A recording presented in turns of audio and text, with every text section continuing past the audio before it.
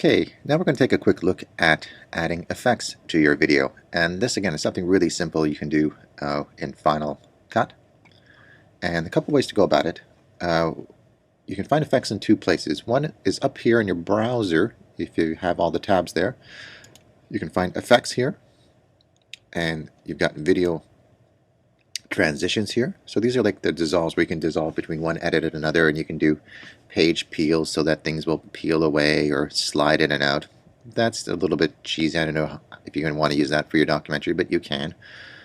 And the other one here is video filters, where you can add all sorts of interesting things like blur. You can add different kind of blur here, and you've also got these different like fisheye effects, earthquake effect. And if you can't find them here, the other place to find them is right in the toolbar at the top. You can click Effects and then Video Filters, and you've got all the same choices down here as well too. So if you want to add those, what you have to do is select the track that you're going to change. So always be careful. Apply any effects to your sequence.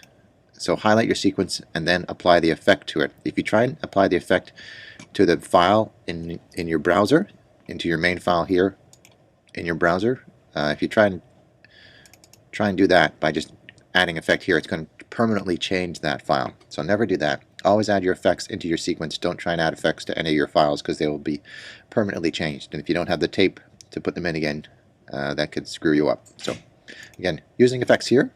So what you want to do is just select one that you think you're going to use. I mean, that's just for fun. We'll pick fisheye, and I'm just going to drag it right on top of, again, this is the yurt walking up shot, just to add a little bit of a weird effect. And now if I play that, you'll see in the right hand corner, you'll see the effect that that's created. If you've ever been to Algonquin Park, So now it looks all weird and fisheye like. Moose, or even a bear. And that's it. Basically, you just find one. You can play around with these. It's really easy to do, and you can add them on top of each other as well too.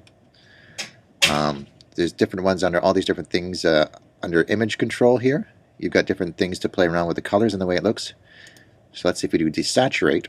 What that's going to do is take all the color out. So let's add that one on.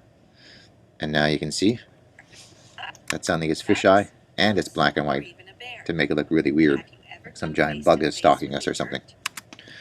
So if you don't like it, of course, you can always just undo, and again, so then you can play around with all these things. You can add tints, different effects. There's effects here under. You can add glow, different styles of things. There's one called earthquake, which you can drag down, which kind of just makes it look like you're doing a really bad camera effect.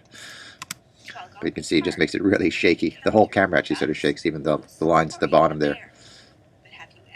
So all sorts of stuff you can do like that. If you want to add something funky to try and spice up your project, maybe do some black and white, maybe add some interesting effects. That, along with the music, you can do some really interesting things. And there's also another one you can do quickly up here, is freeze frame. So if you've selected a part in your story that you want to do a freeze frame of, so let's say I'm just going to freeze this guy's face for fun.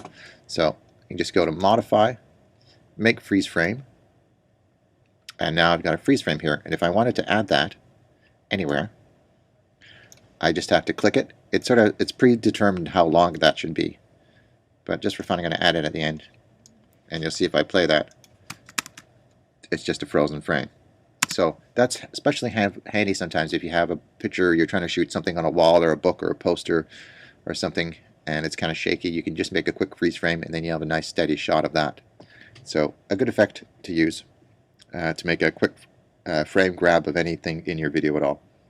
And of course you can adjust how long that is by expanding it, dragging it out or back in.